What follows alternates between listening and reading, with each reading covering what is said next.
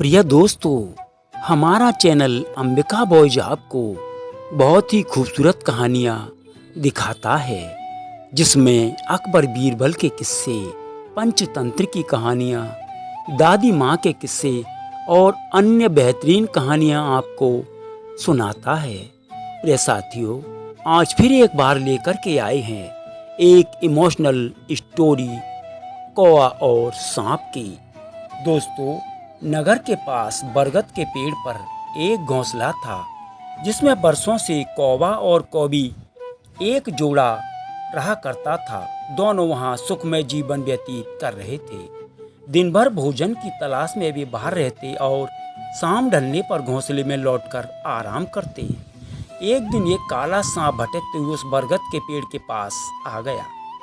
पेड़ के तने में एक बड़ा खोल देख वह वहीं निवास करने लगा। कौवा कौवी इस बात से अनजान थे। उनकी दिनचर्या यूं ही चलती रही। मौसम आने पर कौवी ने अंडे दिए। कौवा और कौवी दोनों बड़े प्रसन्न थे और अपने नन्हे बच्चों के अंडों से निकलने की प्रतीक्षा कर रहे थे। लेकिन एक दिन जब वे दोनों भोजन की तलाश में निकले, तो अवसर पाकर पेड़ की खोल में रहने वाले सांप ने ऊपर जाकर उनके अंडों को खा लिया और चुपचाप अपनी खोल में आकर सो गया। कौवा कौवी ने लौटने पर जब अंडों को घोंसलों में नहीं पाया तो बहुत दुखी हुए। उसके बाद से जब भी कौवी अंडे देती, सांप उन्हें खाकर अपनी भूख मिटा लेता। कौवा कौवी रोते रह जाते।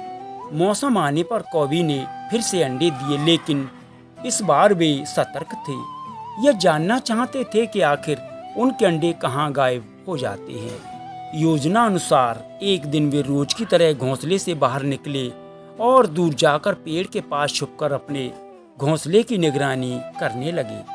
कौवा कौवी को बाहर गया देख काला सांप पेड़ की खोल से निकला और घोंसले में जाकर अंडों को खा गया।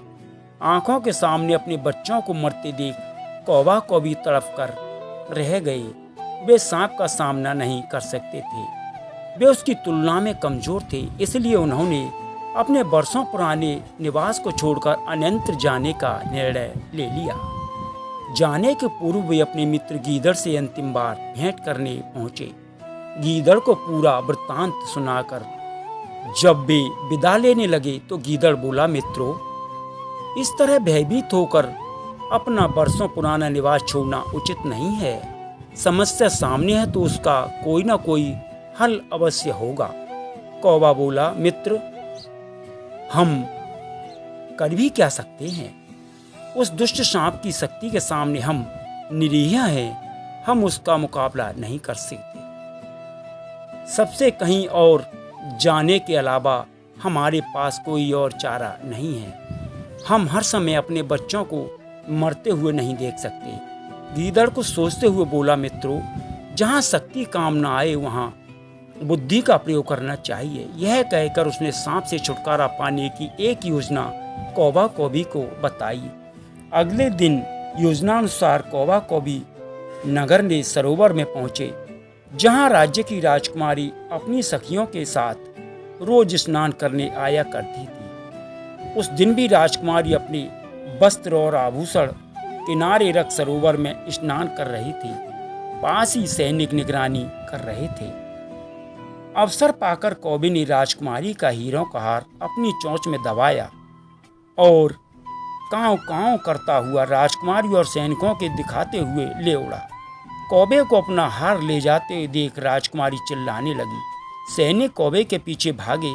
वो कौवे के पीछे पीछे बरगद के पेड़ के पास पहुंच गए। कौवा यही तो चाहता था। राजकुमारी का हार पेड़ के खोल में गिराकर वह उड़ गया।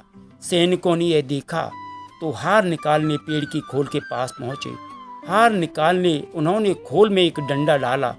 उस समय सांप खोल में ही आराम कर रहा था। डंडे के स्पर्श पर वह फन फैलाए बाहर निकला। सांप को देख सैनिक हरकत में आ गए और उसे तलवार और भाले से मार डाला। सांप के मरने के बाद कौवा कौवी खुशी खुशी अपने घोंसले में रहने लगे। उस वर्ष कौवी ने अंडे दिए, वे सुरक्षित थे। कहानी की सीख, जहाँ शारीरिक शक्ति काम न आवे वहाँ वहाँ बुद्धि से काम लेना चाहिए। प्रिय दोस्तों, नमस्कार।